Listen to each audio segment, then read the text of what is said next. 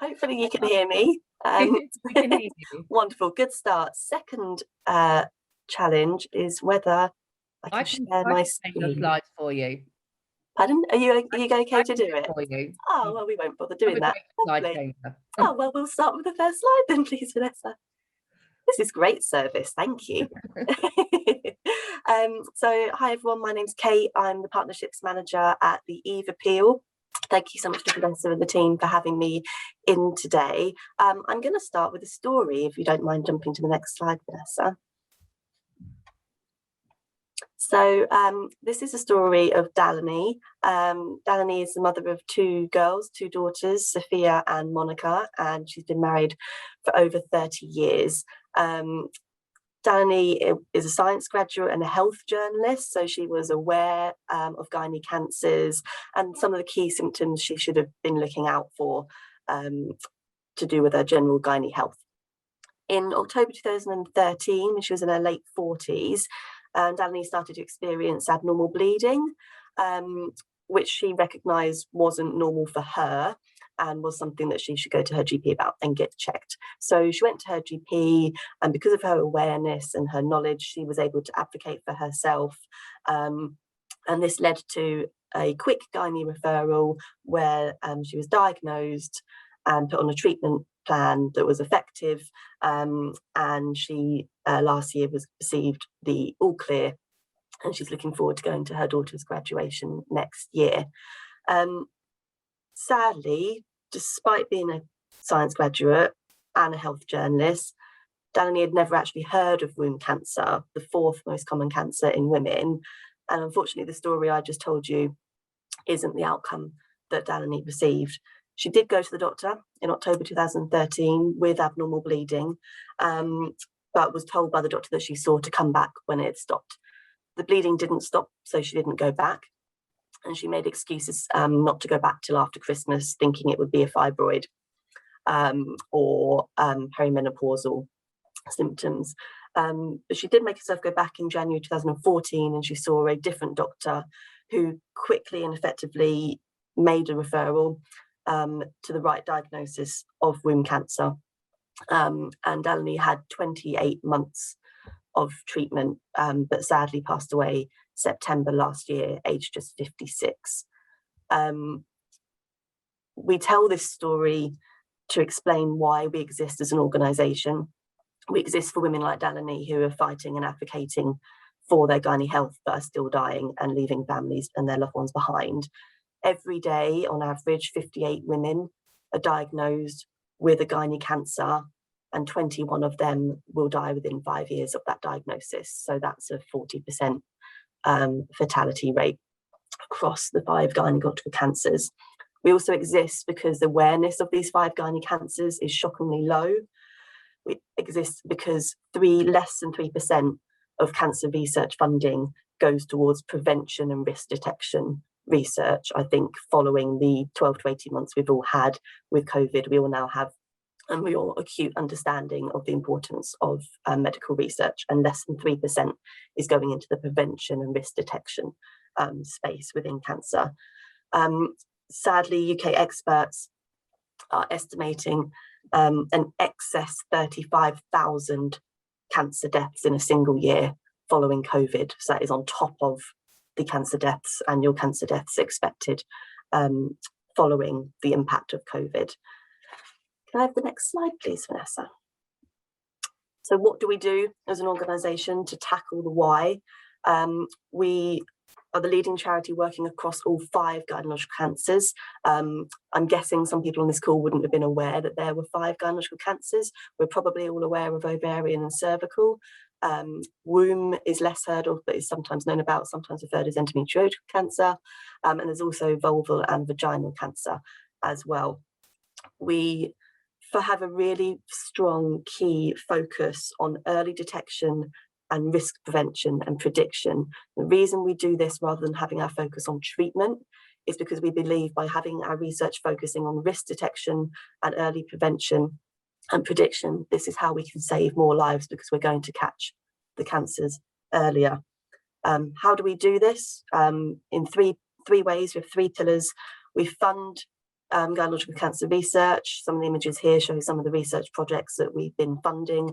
These are really vital in tackling gynae cancers and survival rates that I referred to. We do awareness raising. This is one of those examples of me doing awareness raising. We also do this through our campaigning and our comms and our social media. And we also provide vital information to anyone that needs it around gynae health. If I could have the next slide, please. So providing vital information leads nicely onto our Ask Eve service. This is the only kind of direct service that we provide, but is vital. It's a free, confidential, expert service run by the lovely Karen and Tracy, who you can see on your screen there. Tracy on the right has over 3 decades of experience working as an oncology nurse in the NHS. She still does work in the NHS. She's an absolute wonder woman. And then Karen on the left had a gynae cancer in her early 20s. She is our cancer information officer.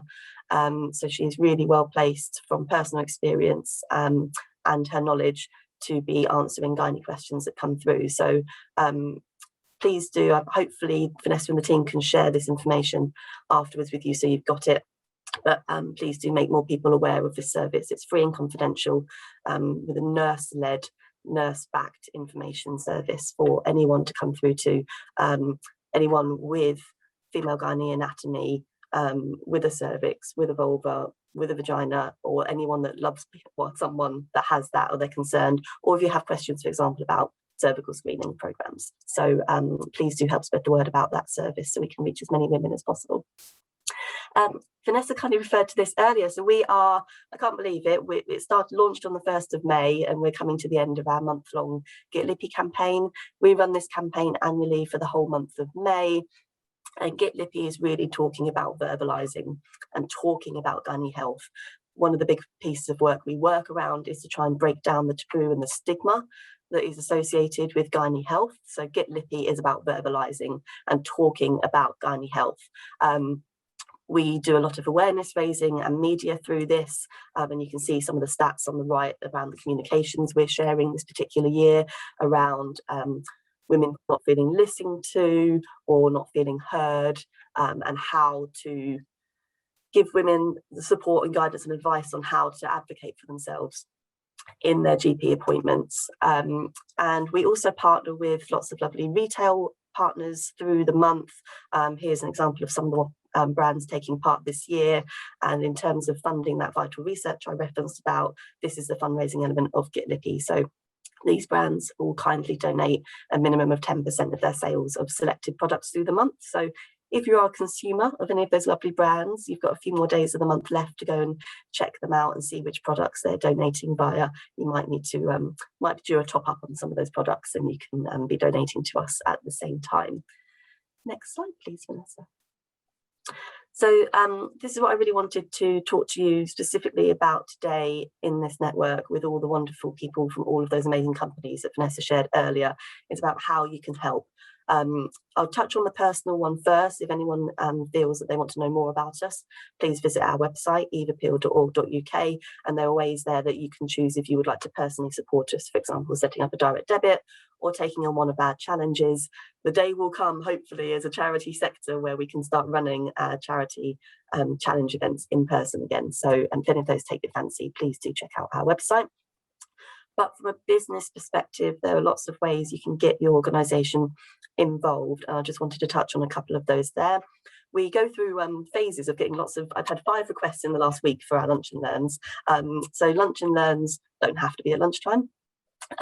They can be at any time of the day that suits your organisation. It is up to a 60-minute session with Karen and or Tracy. Sometimes they tag team, sometimes you just get one or the other depending on who's the best placed and availability to speak.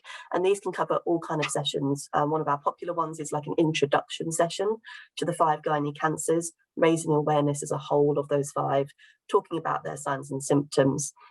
And we always include a Q&A session in our lunch and learns, and we find that these are really valuable for people taking, it's a safe space. We really encourage people taking part in them to ask any questions they've never wanted to ask somewhere before. It's a safe space, and we do encourage people to come forward with their questions, and Karen and Tracy can answer those. So they are really Karen and Tracy I can't shout about enough. They're amazing. So lunch and learns, if you feel like one of those could be beneficial within your HR or wellbeing or gender networks sessions, you can contact me. My contact details at the bottom of the slide.